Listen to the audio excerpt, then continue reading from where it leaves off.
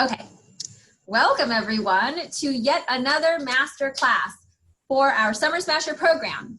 Today joining us is Ross Mead. He is a superstar when it comes to robotics, and he also happens to be one of the teams currently as part of our VSG incubator program. And so we have the luxury of having an expert and also someone who is building out a business based off of his expertise. So not only will you guys see him in masterclass, but then you can ask him more questions during our Founder Friday when we snag him again. Ross, thank you so much for joining us. I cannot wait to see your presentation. I have to be honest. Growing up, I think my first robot I ever really, accepted as a true robot was that Honda robot Osimo, and it terrified me. But since then, I feel like I've learned to love robots, and especially like the humanoid style robots. I don't know exactly where our presentation is going to go, but I do hope that you help me be less afraid of the idea of robots and not more afraid. So without further ado, I will let you take it away, Ross. Thanks, RC, and hey everyone. Really excited to finally get a chance to interact with all of you. I'm really excited about this program as an entrepreneur. I wish I had a lot of these opportunities when I was going through undergrad and even the PhD program, and so it's really great to see all these opportunities available for both you and us right now. So my name is Ross Mead. I'm going to talk about the goal that we have at Semio and just my personal goals of bringing robots to life. This is not going to be a pitch. This is more of getting you up to speed of what's currently going on in the robotics industry. And actually, because RC mentioned it and her experiences and thoughts when she was growing up about robots, I'm going to start with myself growing up. So let's see if I can get these slides rolling here. Yeah, so let's start there. You got to start with your life story, right? So this is me back in like 1985, around then. This was actually my first experience with robots when I was a little baby, and it was funny because I didn't notice this until many years later that the first toy I got, my favorite toy, was this little dog in the lower right, and it was this animatronic robot dog, and it was absolutely enamoring to me to be able to play with this thing when I was a little kid. Jump ahead many more years, I'm in high school and I start doing robot competitions. These are little Lego robots that are fighting in like a little sumo match, and that's when I started to really kind of dive into the actual engineering of robots. So my undergrad, I started doing undergraduate research in robotics. On the left side, I was working in multi-robot systems, trying to get them to all work together to accomplish some sort of common goal. And on the right, this was actually back in like 2006, I was working on a robotics project where we had a self-driving golf cart. And in 2006, that's when Stanley, which was from Stanford, this SUV that drove across the desert completely on its own, that's when it completed that. At the same time, we were modifying a golf cart to be able to drive around our college campus.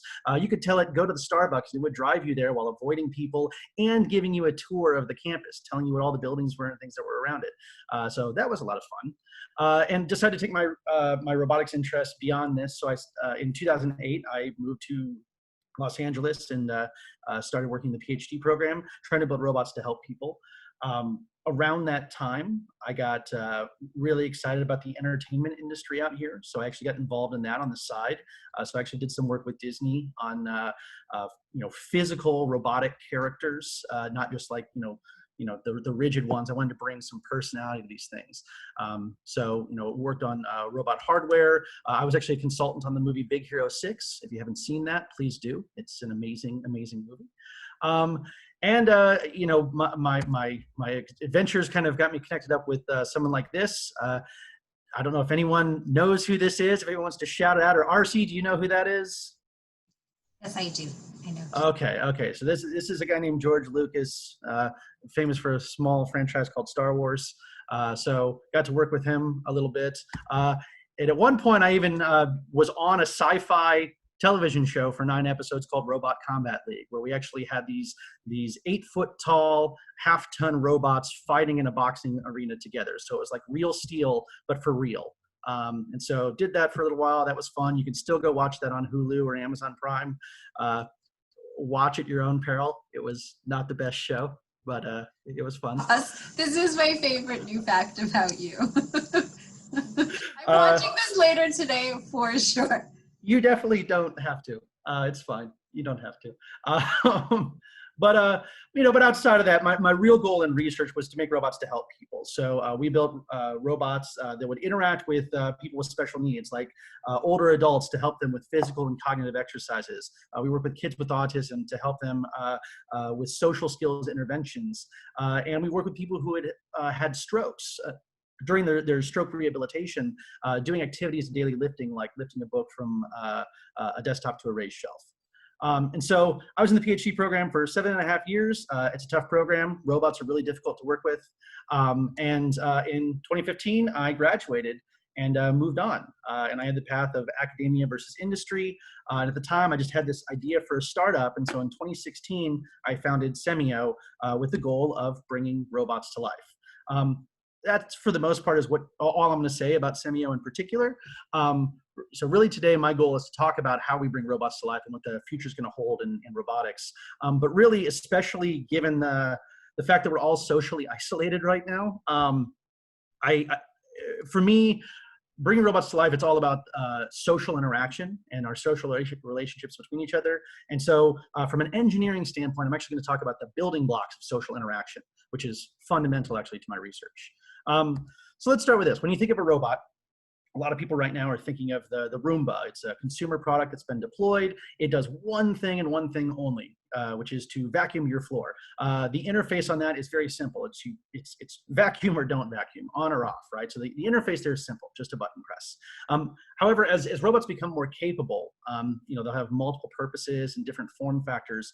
And so we need to consider how people are going to be interacting with those robots in the future. So the robots of the future, they're going to be in our workplaces, giving us information about products or guiding us to those products or helping us within the workplace. They're going to be in our homes, helping us with activities of daily living or helping educate us about science, technology, engineering, and math. And so very quickly, our science fiction is becoming a reality. Now, despite all the advances that have happened in robotics, right now, robots are about as exciting and easy to use as the command line on our personal computers. And so I'm going to say we're in the DOS days of robotics. And I'm assuming that people here have probably not dealt with Microsoft DOS, MS-DOS themselves, very much a command line interface from a very, very long time ago. And so for us, the question is, how do I make things user-friendly? What is the windows of robotics? How are application developers going to create and deploy applications for the robots? And how are people going to interact with and use those applications through some sort of easy-to-use interface? And so I'm a nerd, and so I'm going to call back to science fiction, like I always do. So many of us are familiar with these two characters. So this is Luke Skywalker and C-3PO. And the question, of course, to everyone would be, well, how does Luke get C-3PO to do anything? And the obvious answer is he pulls out a smartphone, right? And he unlocks it, swipes over a few pages, gets to the C-3PO app, opens that app up, goes down through a few menus, presses a button, and finally C-3PO reacts, right? Obviously, this is not the case. So, Luke is a Jedi master. He doesn't have time for those kinds of things, going through all these menus. Plus, his hands are typically occupied with mission-critical tools like his lightsaber. So Luke interacts with C-3PO using natural language, both speech and body language. And this is because C-3PO is what we call a social robot. And so I want to break down what it takes to make a robot be social. So first, we're going to focus on the user. So we need to understand what the user is saying through speech recognition and understand what the user is doing through body language recognition. And then we're going to shift our focus to the robot. The robot needs to be able to produce its own speech or some sort of audio noises in response, as well as generate its own body language. So it's not just a statue that talks to you like an echo device. We need some sort of conversational AI so we can take those speech and body language inputs from the user, reason over them, and then generate our speech and body language output from the robot. And we need all of this to work under a common operating environment so that all these pieces come together seamlessly. Now, these, I think, are foundational to social robots. And it's the job of most social robot developers to bring all these pieces together. so that the robot can interact with you socially. So most of what I'm going to talk about today is going to be about social interaction and social behavior and the distinguishing factors between those two. And really, this is actually not a talk so much about robots, but more about humans and how we do things and how we try to systematize them from an engineering perspective. So for starters, when I talk about social interaction, think of this. Think of social interaction as being like a cake. And if social interaction is the cake, social behaviors are the ingredients, okay? So think of social behaviors as ingredients or building blocks of a social interaction, okay? So what are those social behaviors? And this is gonna be most of what we'll be talking about. Well, first, we're gonna talk about proxemics. This is how we use distance and orientation between people in face-to-face social interactions. When you hear about social distancing, this is a proxemics problem. And it's funny because the core of my dissertation was on proxemics, and no one knew what this term was. No one knew what social distancing was. And then all of a sudden the pandemic hit, and finally people know what social distancing is. So finally my dissertation has any relevance in the world whatsoever. So what this is visually, there's this invisible boundary around each person, right? And the thought is that if people get too close, we feel really weird. Right, so that's what proxemics is all about, and this is best illustrated through a fantastic old show, maybe you have or maybe have not seen, which is Seinfeld, and hopefully y'all can hear this. I have a friend who works at the Metropolitan Museum of Art. How'd you like a behind-the-scenes tour? Really? You could do that? Easily. It wouldn't be any trouble? Of course not. When could we go? How about right now? I'm ready. Are you sure? Yes. Okay, let me get my coat. Elaine, what do you say? Well, I don't think so, Aaron. I have plans. Oh. How about you, Jerry? I'm swamped. You sure? You can examine the artwork up close. Maybe I'll try and catch up with you. Oh, yeah, that'll happen. So hopefully that was uncomfortable for everyone here. But that's an example of the violation of a proxemic behavior. And a lot of what I'm going to show you all today, it's difficult to imagine a lot of these behaviors until you see them be violated. So most of what I'm going to show you today are bad examples of these behaviors. And then I'm going to try and show you a good example about how we try to get a robot to do this. Okay. So that's it from a human-human interaction perspective. From a robotics perspective, and again, this is the core of my dissertation work. What we try to do is have the robots predict how well an interaction is going to go based on its automated speech and gesture recognition system. So what the robot is doing in this case to figure out where it should position itself is it's saying, when I get to a certain location, how will the person talk? How loud will they talk? And in what region of space will they occupy with their hand gestures? And then how well will my microphones and my cameras perceive those things? And then how well will my automated speech and gesture recognition systems recognize those things? And then based on that, it imagines itself at millions of little points all over the environment, and it picks the one that maximizes its ability to interact with the person. And this, at the time, years ago, this was sort of a revolutionary thing in the proxemics world. And even to date, it's one of the best approaches subjectively with respect to how people respond to it, behaviorally, and that people will adapt their behavior to accommodate the robot, not necessarily the other way around. And objectively, the robot performs best with respect to its automated speech and gesture recognition systems. And so this has been an approach that we've deployed in our products at Semio for years now.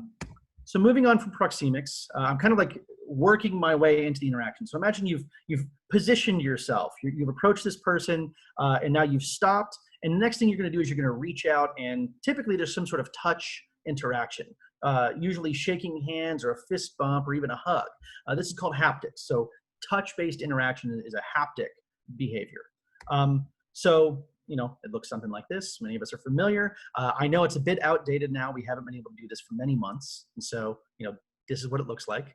And there are robots that try and do this. This is, in my mind, a not so great example, but something that, first was out there. So this is Robonaut, and that is a researcher from Europe. and it's doing a very rigid handshake with the robot. If you've been watching in the lower left there, the robot actually lets go, and he's still shaking hands. There are a lot of interesting dynamics with handshakes. You can do it too quickly, too slowly, too jerky. You could definitely hold on for too long or be too short with your handshakes. So it's very easy to get this wrong. At the same time, there's the fist bump on the right, and it looks like they're really trying to make that work, right? And so this is an example, a bad example, I'll say, of an early haptic interaction between the user and the robot. This is my personal favorite one, again, because I got to work on it, so I'm completely biased. But if you haven't seen this movie, you need to see this movie because it's awesome. But this is a good. It's a great movie.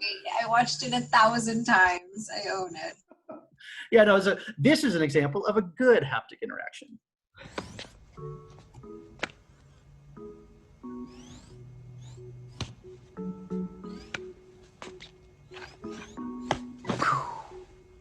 Ba-la-la-la. So yeah, it's cute, it's adorable, and it works. And that's great. Like if we can get a robot to that point, oh, it would be so fantastic. So that's the kind of stuff we're working on there with haptics.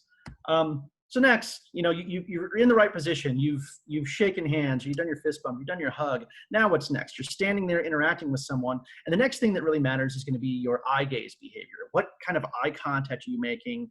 What are you looking at? How often are you looking away? Those kinds of things. And this is a category of behavior we call oculesics or oculesic behavior. It's all about eye gaze. I can be looking at you and staring into your souls like I am right now. Which is kind of creepy. And oftentimes a robot wants to do that. And we'll talk about why in a second. Some people would say that I want someone to look at me the way that Shia LaBeouf looks at himself. So this is Shia watching himself in a movie and just absolutely enjoying it. Problem is that when a robot does this, it looks creepy as hell, right? So we don't want our robot to do something like this. That is terrifying. So instead, we want to factor in different ways that the robot is going to regulate its eye gaze behavior, its oculesic behavior. And we do this in a variety of different ways. So the first is what we call a natural approach. We have a model of how the human brain works when it comes to things like visual attention. And we try and replicate those behaviors on the robot when the robot is not looking at a person. So this is like if they're just objects in the environment, the robot knows where to look. It's not going to look so much at a blank white wall, but it's going to look at interesting colors, edges, things that are flashing, things that are moving. Those are going to draw its attention so that it has a bit more of a believable set of eye gaze behaviors. The next is what we call a functional approach. So the robot is using its sensors to dictate where it should be looking, but the sensors themselves have some limitations. And so the robot needs to be able to factor in its limitations when it's selecting where it should be looking. So in a situation like this, for example, a robot, one of the reasons it stares directly at you is because its cameras are looking, and once it finds you, the cameras are typically in its eyes or near its eyes. And so the cameras want to keep looking at you. And from an engineering perspective, this makes sense. It's an optimal approach, right? We can say, oh, system's functioning nominally as I'm staring at this person. The problem is the user gets terrified. So we can't just think in terms of a systems approach where the system is defined by the robot. You have to think of the system as the interaction as a whole. It's both the human and the robot who are part of this system. You have to optimize for many things, not just performance. And so in this situation, in our case, from a functional perspective, the robot might look away, but when it looks away, it says, I don't want to lose track of the person. So it'll actually keep the person in the side of its frame. And so the person can look at it and say, oh, he's not staring at me. The robot's looking in different locations. That's okay. But at the same time, the robot can see the person out of the corner of its eye and continue to track them. And so that's a little trick that we play to manage the functional constraints of the robot. And then another one, this is more about the person. This is a conversational model. So this deals with one or many people who are engaged in conversation with the robot. So how much is the robot looking at someone who is speaking versus someone who's listening versus someone who's a bystander versus just something else in the environment, right? And so that's our conversational model. And the last one is a contextual model. So if there are very particular things that people are interested in or talking about, that will draw the robot's attention a bit more. So maybe a cell phone is not super interesting to the robot unless someone says, pick up my cell phone, in which case the robot now will look down at the phone and go, oh, that's much more relevant to my attention right now. And what you're seeing here in these videos, by the way, the left is typically us trying to recognize the behavior from the human, and the right is more about how the robot is generating the behavior. So if you see the little green dot that's dancing around on the right, that is where the robot is looking at any given time. Okay, so we've got our eye gaze behavior down. Now let's talk about what we call deictic behavior, or deixis. This is about how we reference things in the environment, how we refer to them. So this is, whereas oculesic behavior is where you're looking, where your attention is, deixis is about manipulating that attention. So can I get you to look somewhere? Can I get you to focus on something? That's what deixis is all about. And we use this all the time. There are a variety of ways that we do deictic behavior. Three that we typically refer to are person deixis, time deixis, and space deixis. So person deixis, if I say I, or me, or you, right, or he or she. Time deixis is, I could be talking about now, before, recently, yesterday. Interestingly, there are gestures that are associated with that. So in some countries, normally I would ask this, but I'll just tell you right now. In some countries, if I talk about the past, in the United States, if we talk about the past, we might say the past is behind me and the future is forward, right? In some countries, though, it's the opposite. If you ask them which direction is the past, they'll point forward. If you tell them which direction is the future, they'll point behind them. And the reason they're doing this is, in the United States, we think of this more as a mobility idea. So the past is behind me. It's a path that was behind me, and I'm moving into the future. Whereas in some cultures, it's more of an observability question. So I can see into the past, but I can't see the future. And so it's, these cultural differences come into our models for robots all the time. And then the most common form of deixis is space deixis. So this is talking about here or there or that. It's referring to objects typically, or regions of space in the environment. Now, interestingly, when you ask someone how do they point at things, how do they refer to things, they do this really exaggerated motion, which never happens. No one actually points with their arms straight out like this. It never, ever happens. Usually it's a very small movement towards something. And actually it's related to how we reach for things. It's sort of like when you're a child, the pointing behavior actually comes from reaching. You reach out for objects that are out of your grasp, and then someone, typically a parent or guardian, sees that you're trying to grasp something, and they grab it and they give it to you. So what's kind of neat is that for that brief period of time, you're basically a Jedi using the Force. You reach out to something and it just magically appears in your hand, albeit the magic comes from your parents. But that's where the pointing behavior comes from. It goes from a failed grasp, trying to grab something, and it turns into communication before you're even aware of what communication is. So again, no one actually points like this. Most people tend to think, well, the way it actually works is you can imagine a ray shooting out from your eye, and your hand typically tends to be on the intersection of the object and that line. You actually throw your hand onto the line going from your eye to the object. That's what we're typically doing. Unfortunately, most people perceive it like this. They actually think about it as being like a ray that's shooting out of your shoulder going through your finger. And that's not accurate. That's actually not how we do pointing. From a robotics perspective, this can actually be really challenging. So we have to think, okay, some people might be perceiving it as the ray that's coming out of the hand through their finger. Some people might perceive it as a ray coming out of the elbow through the finger. Some people might perceive it as the shoulder going through the finger. Realistically, what the robot is doing, or should be doing, is there's a ray coming out of the robot's eye, going to the object, and the finger is intersecting it. And in this situation in particular, I love this because they're actually trying to get together. What they're trying to do is they're trying to share an eye line so that Luke and C-3PO are both looking from the same perspective at an object. So what's so fascinating about deictic behavior, about pointing behavior, is it's really flawed in our perspective, in how we perceive it, and yet we're still really, really good at doing it in normal face-to-face communication. So we have systems that can recognize this, as you see in the lower left, and then we have systems that can generate this in the case of the robot on the lower right. So, okay, so we've got these pointing behaviors and these referential behaviors. We can refer to objects in the environment. So now let's think about the rest of the body and how the rest of the body moves. So this is a category of behavior called kinesic behavior. And this term is used in a variety of different areas. There's a whole field of study. You can get a degree in kinesiology, right? And so this is all about how we use our bodies. And it's really focused on face, gestures, and posture. So to start, I'm going to focus on the face. So a long time ago, there was a researcher named Paul Ekman, and he came up with this system called FACS, Facial Action Coding System. And it was a way of us to allow people to represent faces. So he gave numbers to different parts of the face, and it was basically saying, how much is that muscle activated? So he was basically saying, you know, I could look at a face like the one here in the lower left, and I could say muscles 6 and 7 and 4 are activated, or muscles 2 and 1 and 6 are activated. And based on that, you can encode the face in a very simple way.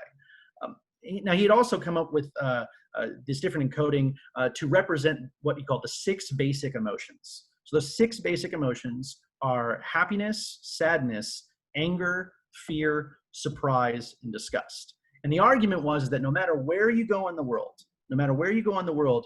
you should be able to look at expressions of a human face, and you can pretty much always put them into these categories. And so to try and do this, I know I've been rambling on for quite some time, for about 30 minutes or so. So I want to make this be a bit more interactive.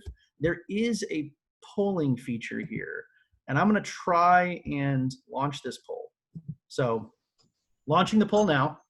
And my question to everyone looking at this is, for images, for faces A, B, C, D, E, and F, I would like you to categorize them as happy, sad, anger, fear, surprise, or disgust.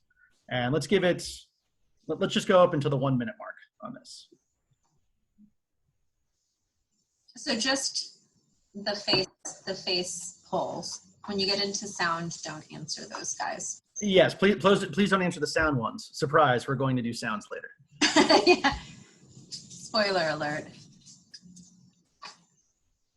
Also, while they're taking their time to answer those polls, I just like to submit that you can get just a powerful presentation out of Lieutenant Data and Picard.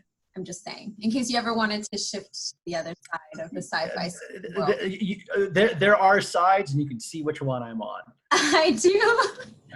War's not Trek, y'all. Star Wars, not Star Trek. That's actually, it's funny because that's not true. I grew up watching Star Trek with my parents, and I never got into it when I was younger. And now going back, I'm actually finally watching like Next Generation, stuff like that, and I'm totally into it. So still got to get through the series. Huge Trekkie.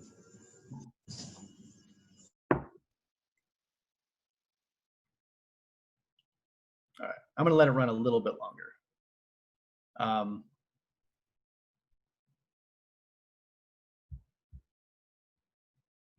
I don't know if people can see this either. I hope they're not seeing the results of the poll. They can't. Until you close the poll, they can't see. Okay, cool. Everyone, answer the questions on the poll. All right. You out there. All right, I'm gonna end polling in 25 seconds. 20 seconds. 15 seconds. 10 seconds. Go 5, 4, 3, 2, 1, and ending polling. All right. So yeah, looking through the polling right now, I'll share the results with everyone. I guess I can. You can now view the results. Great. So looking at face A, most people saw this as disgust. And in fact, that is the case. So this is disgust. You see the curling in the face, the lowering of the eyebrows. That's pretty consistent with disgust. For face B, we saw mostly happy. And that is what that's intended to be expressing. In fact, so happiness is the easiest one. This is the one that most people are able to get right away. Interestingly, most of the other emotions, the basic emotions, are some form of negative emotions. We really only have one emotion that we express that's positive. So for face C, this is more of a sad expression, which I see we mostly got correct. Face D is anger, which, oh no, where'd we go? There we go. Most of us got that correct. By the way, anger and disgust often get confused. So that's fine. So with E, that is in fact fear, and a lot of people got that. And then for face F, surprise. Surprise, by the way, is considered to be a neutral emotion, and then usually it's almost always followed by one of the other emotions. But it is something that is pretty standard. So good job on that. Now, this is we have these hyper complex faces, but if you start to apply that to robots, sometimes it looks good, but sometimes it's a bit too much, right? So this is us trying to express things on a robot. Sometimes it's better to go simple, right? And so just watching this video here, I'm comparing two things, left and the right. This is a very simple robot. One on the left is not doing anything with its eyes or facial expressions. The one on the right is.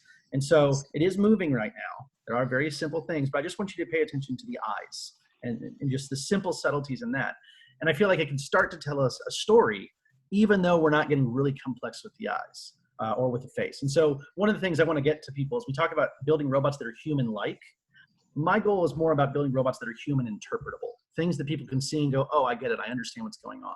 When you saw Luxo Jr., the Pixar lamp, it didn't look like a person, but everyone could, every neurotypical audience can see the story playing out and understand what's going on in that scenario. We can also talk about gestures. So for us, a lot of what we want to do is recognize human gestures, both static where they're not moving or dynamic where the gestures are moving. And that's what we want to recognize from the human. And then the robot wants to be able to generate its own synchronized speech with those gestures. So imagine we have text to speech. Now we want text to motion. I type something in and I can build a synthetic set of movements to go along with the character. A lot of this right now is happening in the virtual human world, actually at USC's ICT, Institute for Creative Technologies. But we're really trying to apply it to robotics as well. It can be done wrong. Here's some examples of bad robot stuff. I love the one in the lower right because I grew up loving Lost in Space. So I actually probably love Lost in Space more than Star Wars, and I love the new Netflix series on it. But we want to do something that's a bit more interesting and believable for our characters. And so here's an example of a robot from MIT. And I think this is a really good example of nice gesticulation, smooth movements in the body and the arms. Still has a little bit of work to be done on that, but I think it really starts to tap into these more compelling human-like movements that are there. And the last thing I want to talk about here is posture. So face gestures and posture, these aspects of kinesics. And so, really two areas here that I think we can really dive into. One is how we express engagement versus confidence. So engagement, it's think of it kind of how interested you are in something. And we can do this by simply leaning the robot forward or back. So what you see at the bottom here, when the robot's disengaged, the engagement is -1. When it's fully engaged, it's 1. And then there's a neutral kind of in the center. And in confidence, we do this by scaling the distance between the head, the shoulder, and the hips up and down. So think of like a slider that's just moving up and down. And so if we do it like what we see on the left, it's very insecure. On the right, it's confident, right? Like you're supposed to talk when you're giving a presentation. And of course, you get your neutral in the center. Now, what's neat about this kind of stuff is that they're additive. So you can actually think of adding these behaviors together. So, if we have this engaged plus confident behavior, you see what you see on the right. Versus an engaged but insecure, almost like a curiosity kind of thing that you now see on the right. I can do things where I'm disengaged but confident. So it's like you just said something to me and I'm like, what? Like it's almost like I'm offended, right? But I know I can defend myself.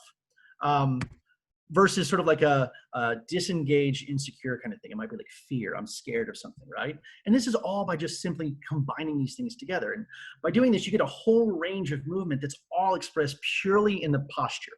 Not even, the faces have not changed in any of these things, right? It's all in the posture. And you can communicate so much with that. And so, here's an example. The one on the left, the little robot on the left, we're not varying the postures that much, whereas the one on the right, we are.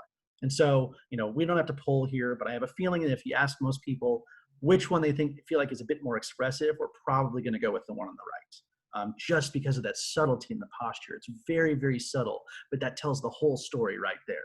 And that's what we're trying to bring to robots that'll be in your homes or in the workplace. So vocalics, this is another category of behavior. Of course, at this point, we've been interacting. The robot and the human have been interacting with each other, but they're probably going to be talking about something, right? And so the category of vocalics here is about speech and prosody. So this is like the volume or pitch or rate of what we're saying.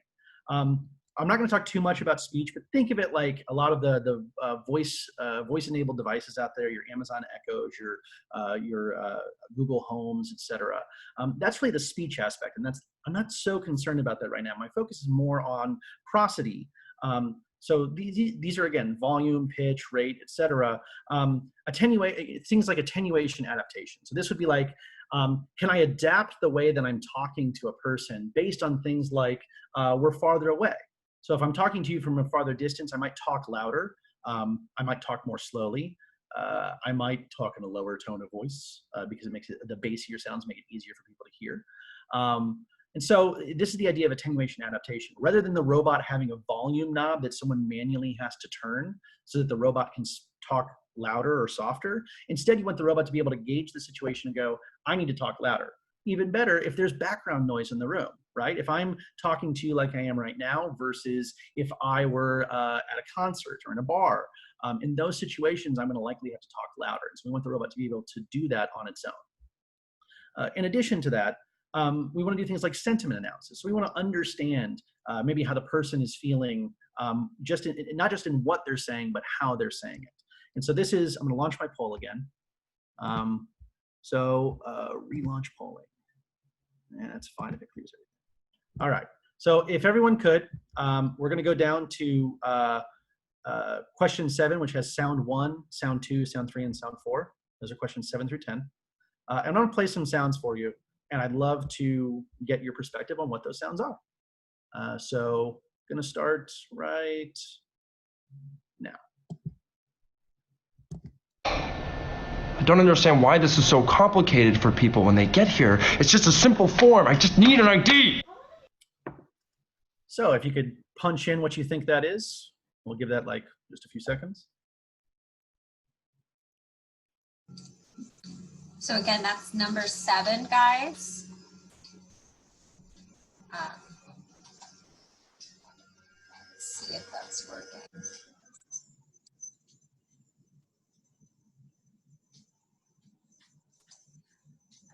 We got some feedback in the comments from one of your Summer Smasher participants that they can't just do some questions, but maybe they can.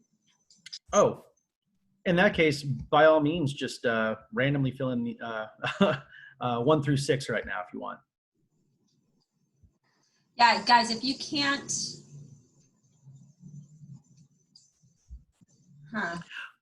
Well, here's what we'll do.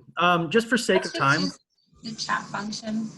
Let's just, yeah, I'm gonna go ahead and end polling on that. If anyone wants to give some feedback, that's fine.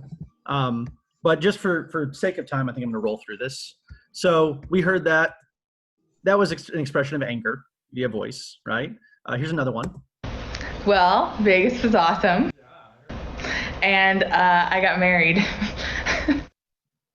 So, let me guess. Can I guess? Go for it, please. Okay. So, and my choices are happy, fear, anger, surprise, and what was the last one? Disgust. And neutral and disgust. And neutral. Okay, wait. Let me hear it again. Well, Vegas was awesome. And I got married. Happy.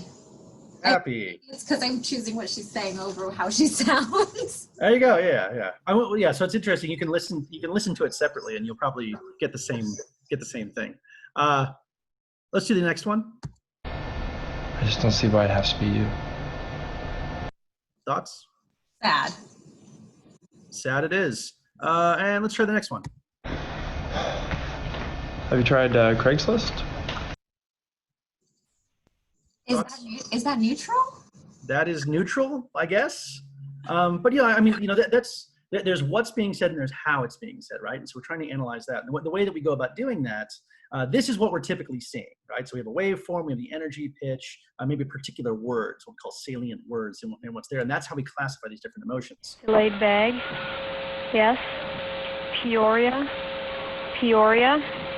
No. Peoria. PIA. No, can I talk to a person? So this is all to say that these systems don't necessarily work so well right now. And people are actively working on this as an active area of research. In fact, what you're seeing here is from the speech analysis lab at USC. And so, it's really complicated. We're just going from these simple waveforms to try and determine what someone is meaning behind what they're saying. You could say something like, yeah, right, or yeah, right. Same words, but completely different meanings. So we have to analyze both together. So now we understand not just what they're saying, but how they're saying it. But as we're talking, we don't want to be talking over each other. So there's this beautiful thing that humans do really well, which is we kind of go back and forth. We take turns when we're talking, and we kind of let each other know that we're listening and very attentive. So this is a category of behavior called chronemics. This is all about timing, and there are these different kinds of cues. So a back channel cue, we want to be able to recognize and generate things like head nods or nonverbal utterances like, yeah, right, okay, those kinds of things, right? So we want to be able to recognize that stuff. And so, lower left, you can see there's Christian Bale and Kermit the Frog. That's great. But in the center, you're seeing an actual system that can recognize these kinds of things. And then our little cute little robot here on the right, company no longer exists, unfortunately, but little robot doing some nice, cute little head movements, right?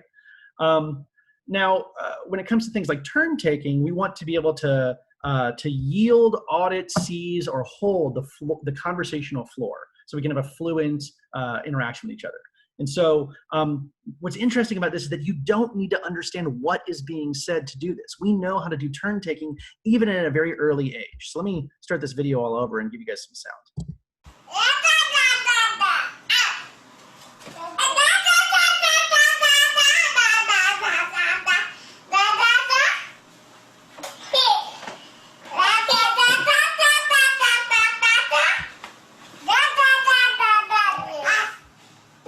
Okay. I apologize that was super loud for everyone else. It was super loud for me too.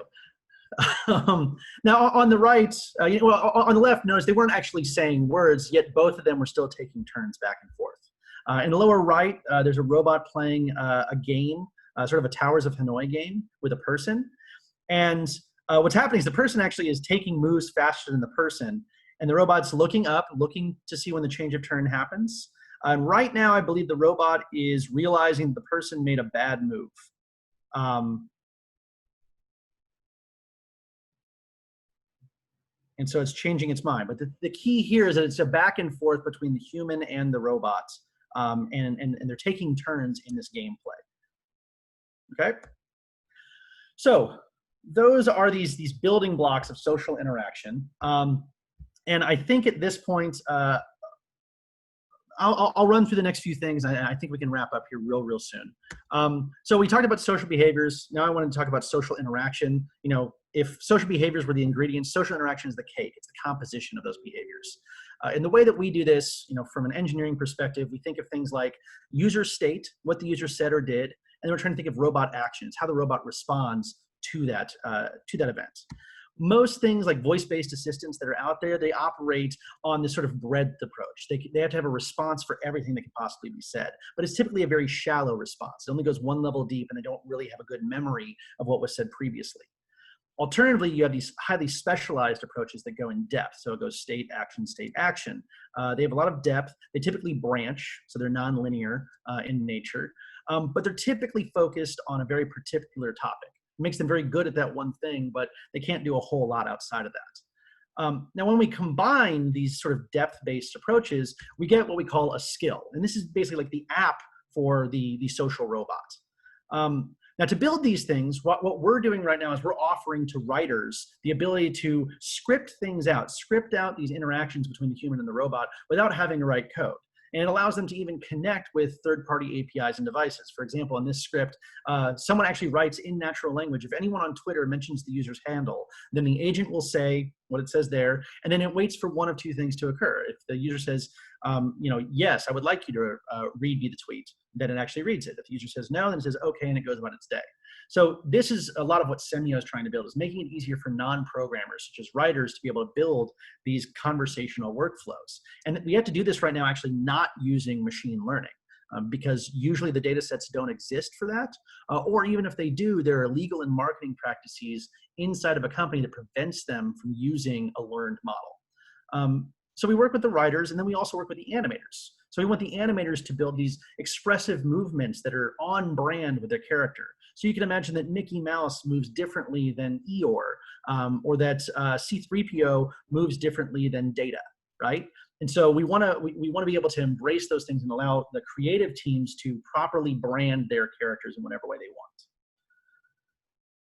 And so when you do all this, you end up with something that looks a little bit like this. This will have audio, and this, you've seen this animation a few times, but I want to give you a sense of what this could look like altogether.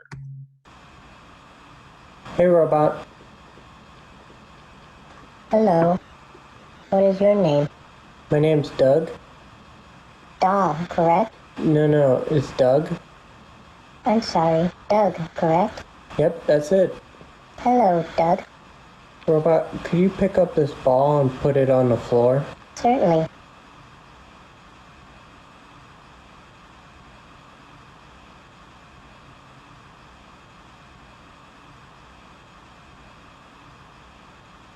Good job. Could you take me to the exhibit now?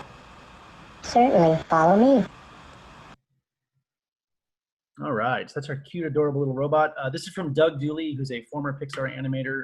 He's now on Semio's advisory board, and he works with us on a weekly basis, and he is friggin' amazing. And you can thank him for really great Pixar movies, including like Up and a handful that I can't remember that he all worked on, but he's awesome. So that's the overview, I would say, of just like what we're trying to do to bring robots to life. And again, to me, it's not just about the robot side. It's really about the human side and understanding how humans operate. Beyond that, I just want to touch on why robotics, I think, is going to be a thing and why it's so relevant right now. So the first is with regard to capability. So robots are becoming more and more capable every day with new sensors, new motor technologies, speech recognition technologies, person tracking technologies. We can finally do things that we've been dreaming of with robots in our homes very soon. It's becoming affordable as well. So as these things start to come out, they're going down in price. And so we can finally imagine having a robot that is, low thousands of dollars, that we could be interacting with regularly. The robot that I worked on in my PhD, one of them was $750,000. The other one was $500,000. So we're trying to bring those prices down substantially. They're becoming more usable, shameless plug, but Semio is trying to make them be very, very useful through natural language, speech and body language. And so that's going to make it easier for people at home to interact with robots. And finally, they're becoming just available. There are companies that are springing up that are trying to build robots for people's homes. More money is going into social robotics and personal robotics than any other area of robotics right now. So it's a really hot time to be working in this space. And so just again, the robots, they're going to be in our factories, working alongside people to build our favorite products. They're going to be in our warehouses, helping us, maintain some of those products in the back, as well as up front, taking inventory on products that are there. Again, still operating around people. They're going to be in our stores, giving us information about products. They'll be guiding us to products. They're going to be on our living spaces, like this robot here that's in a hotel. I believe the hotel next to LAX has this robot in it. And our living spaces, including our homes, right? Helping us with our activities of daily life. So once again, our science fiction is becoming a reality. This is a robot, by the way, that is built here in Los Angeles from a toy company down the street. And if you're interested in this kind of stuff, I will say, again, shameless plug, we are hiring right now. And so yeah, that's all I've got. And yeah, I would love to take some questions. Thanks so much for such a, I feel like I learned I learned more about myself, in your presentation and how humans behave and essentially the future of robots, but really more about us. My first general question is, out of all of those behavioral ingredients that you listed, which one is the most challenging to develop? Like, which one has the largest room for growth? If these students were really interested in entering a field that's challenging, which one? Yeah. If you want to make your life hell, I will. These are very rich opportunities right now. So I would say there are two paths that I can propose going down. So one is related to vocalics, which is the speech processing, and the other is related to chronemics, which is the timing aspects. In the vocalics space, I would say it's a really great time to be working in that, because all these voice assistants are now out in the world, and all of them are responding to what is being said, not how they're being said. So my Echo device is responding solely to the words. It's not reacting to how I'm saying it. And so I think that's an area where voice platforms will be able to distinguish themselves in the next few years. They'll really, really get ahead of the pack by doing that. When it comes to the, and that's primarily audio processing. So you could go completely around the audio signal processing path. The other one is in chronemics. It's timing, it's turn taking. So right now we have to do things like recognize when the person starts talking, usually with a wake word. So you say the name of the Echo. I can't say because I have 7 Echo devices sitting around me right now, and they will all start responding in chorus. You know, if you say the wake word for Echo, if you say, hey Google, those kinds of things, then you'll get certain responses. What we would prefer to have is something that's a more fluent interaction, where it knows when it should be responding and when it should be silent. That's an area right there that involves not just the visual aspects, so like determining when someone is looking at the device. It turns out most people, when they talk to their voice assistants, actually look at it first. If you had a camera that could see that, you wouldn't need the wake word. You would just know that the attention has been focused on the device and now the person's talking. That's my wake word or my wake behavior. So that's one thing from a turn-taking perspective. From a back-channeling perspective, things like the head nods, right? So again, a visual aspect. This is a gesture, but it's a very small, subtle gesture. And it's so small that it's almost the equivalent of sensor noise. It's very difficult to actually determine, is the person actually moving their head, or is the sensor just not giving me a perfect reading? So that's a really challenging one there. Those are more computer vision problems. You can factor in the audio processing as well. So listening for things like, yeah, or even the fact that when I'm at the end of my speech, there's typically a drop in the pitch contour of my voice. And so, you know, or it's the difference between I'm Ron Burgundy versus I'm Ron Burgundy. The last one's an upward pitch contour, and it's now a question mark, right? So, you know, tapping into all those things and putting it into one holistic system is really a huge challenge. And I'd say the vocalics and the chronemics categories of behavior are the areas where there's still a lot of work to be done to get it right. While you guys think about another question, because I'd love for a question to come from the audience, how can students, you know, what's some practical advice from where they are in undergrad and graduate engineering classes on how they can start positioning themselves into a career in robotics? What are some things they can start doing now? Sure. I mean, so there are a lot of different areas of robotics. You know, robotics is inherently a multidisciplinary field. So robotics alone is typically mechanical engineering, electrical engineering, and computer science all combined.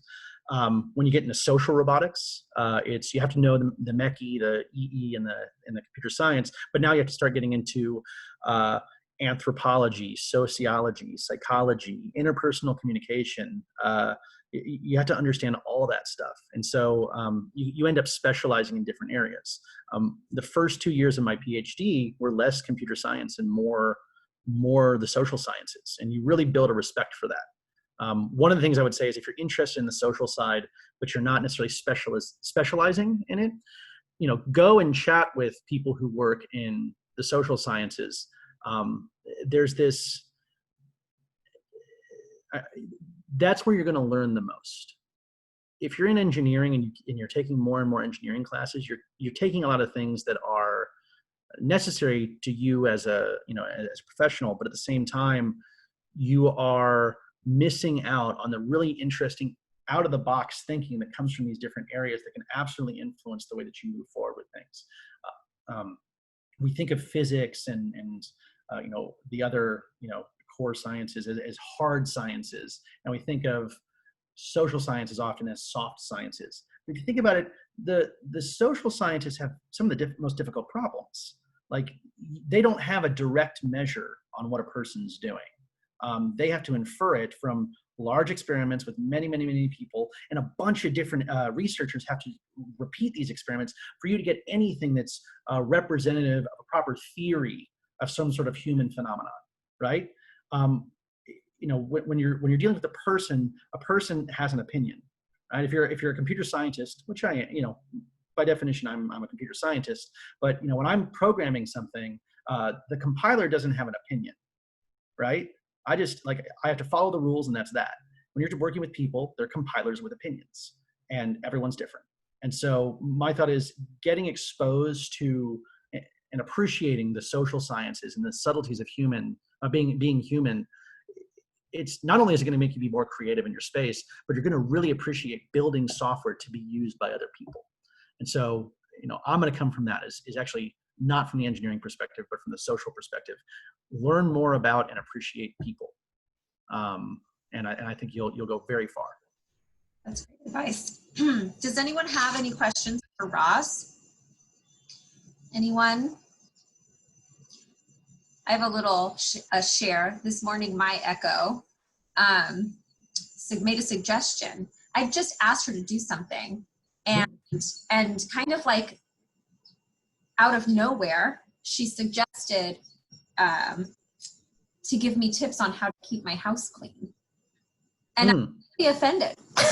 Yeah, yep. I was like, you know what? I'm doing very fine keeping my house. Tips, thank you very much. And it was just kind of funny to hear you talking about the difference between the hard and the soft sciences, and how she represents kind of as close to a human iteration as we've been able to come to in my home.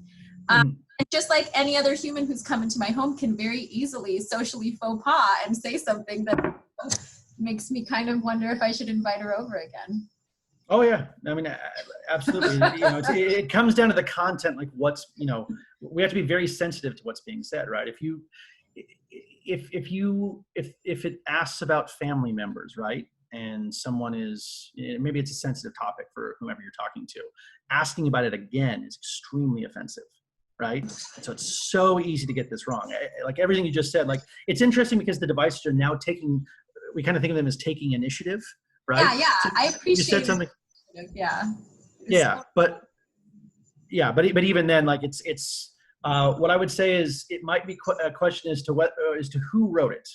Who wrote that dialogue? Was it someone who was a copywriter, or was it someone on a development team who's like, obviously people want to know this. Like, I'll be honest, we don't let engineers write the content that goes out to people. I mean, the same way, we would tell a writer, is the writer going to write code? No. Okay, then why are engineers writing text that's going to go out to users? Right? Like they have different specializations. That's all. There's also, I mean, this is like a whole nother topic, but it also makes me wonder, and I'm sure this comes up in robotics a lot, just how much they're listening to me and how much of these, little nuggets of advice are actually positioned like marketing attempts towards, selling me something because of things that I've said, Yeah. Am I being, am I just a pawn in kind of a bigger mechanism there? That's a great question, and this is something that's we're learning a lot more about, both with voice devices and then of course social robots. Is with a voice device, it's all about trust. And so there's a question of, is my device, this subversive thing, this thing that's gone into my home, is listening to everything I say and is reporting it to someone for the purposes of manipulating me into buying something, right? Because what's scary about that is, when you talk about a voice assistant or these social robots, the social robot can get really challenging because you've got cameras, right? And I can be analyzing what you're saying, at, every few milliseconds. I can be understanding, like, not just what you're saying, but what you're doing, your patterns, how you move around your home, all those kinds of things, what kind of coffee you make, every single morning, all that kind of stuff. It could be doing those things. And then you have the potential for a device that could be, the most influential marketer that's ever existed in your home, right? That knows everything about you, again, on a millisecond by millisecond basis. You think tracking your browser history is one thing, but this is doing it at such a resolution, it's such a personal resolution, that you could have very interactive and adaptive ad campaigns. I think there are positive uses for this. Things like trying to help someone with social skills, who might have autism. I think it's good to be able to adapt to a user who is, you know, refusing to do things to take care of themselves. You want to be influential, but you don't want to be manipulative. And it's very difficult to draw that line, and people are going to lose trust. What we don't want in the home is the equivalent of a car salesperson in every home, right? We don't want that. And so that's what we're trying to get away from. It's a challenge. Yep, and it's an open challenge. If anyone's got a great solution, call me. Yeah. Well, thanks again, Ross, for coming and taking time. This was a really great presentation. I truly learned a lot. I hope everyone else got as much out of it. Oh, you know what? There is a question from Wendy. Okay. Can you give an example of how you interacted with the social sciences early in your career and studies? That's a great question, Wendy. That's a fantastic question. Yeah. So when I first got into social robotics and human robot interaction, originally we were doing a lot of studies with kids with autism, and we were not experts on the domain. And so we brought in behavioral specialists, occupational therapists, and we actually worked with them every single week on building out the interaction scenarios, trying to understand a bit more about, you know, how the kids might be reacting to some of the things that we're doing. You know, a thing that we hadn't thought of until they brought it up is a child with autism has sound sensitivities. And so when the robot's arm moves, it goes, and that the sound of the arm moving, even though the robot wasn't saying anything, the sound could actually trigger their sound sensitivity. And so we had to limit how the robot moved, or we had to understand a bit more about, you know, the challenges associated with the user. And we never would have thought about that because we didn't have that experience. Those specialists actually wrote all of the dialogue that the robot would go through, because we didn't know how to talk to that audience. And so that early on, that was one way that we did it. The other way is I actually just spent a lot of time reading through old anthropology and social science books to try and understand, in my case, nonverbal behavior better. And I'll be honest, my first 2 years of being a PhD student, I was very into getting out of the lab and going to the real world and understanding this more. So I actually would go to the Boardwalk Cafe in Venice Beach almost every day, and sit there with a margarita and just watch people walking by and take notes on different behaviors that they had using old annotation techniques from like the 1950s for, you know, social science, from the social sciences, from anthropology. So it's like, today I'm going to watch how people's right hands move in response to a street performer who's going to approach them with CDs, right? And I would just do that for like, you know, 3 or 4 hours every single day. And yeah, so a lot of it was getting yourself into the field. Honestly, it's going and talking to people, interacting with people, and analyzing their behaviors. What I will say is that in a PhD program, people often say, you either study your deficit or you make your deficit. This is definitely a make your deficit scenario, because as I'd be interacting with people and analyzing their behaviors, I actually was not getting better at social interaction. I was getting worse, because you're psychoanalyzing everything when you as a human are pretty good at just naturally producing these behaviors at this point, assuming you don't have a disability or disorder that prohibits that. So when it came to proxemics, spacing, when I would be moving with respect to someone else, in my head, I was just imagining probability distributions over the floor. And it made me a social weirdo in places like elevators. So, you know, it's interesting. I would say, like, get out and just talk to these people, understand the people who are as much of an expert. They're as technical as you are at building and programming things. They're as technical as you are when it comes to understanding people. And that's the thing. I really want to, at the very least, get people to appreciate the expertise across all these different fields. They are human engineers. They're human scientists, and they're amazing at what they do. Yeah, that's it. Thanks again, Ross. This has been really, really enlightening. I hope you guys all had a really great time. And I just want to mention once again that Ross, we'll have another opportunity to touch up with him on Semio, ask more about his actual venture, and hear what it's like to be a founder in that field, the good, the bad, the ugly. So this isn't the last time we'll see you. We'll see you again. And thanks again for coming. Bye, everyone. All right.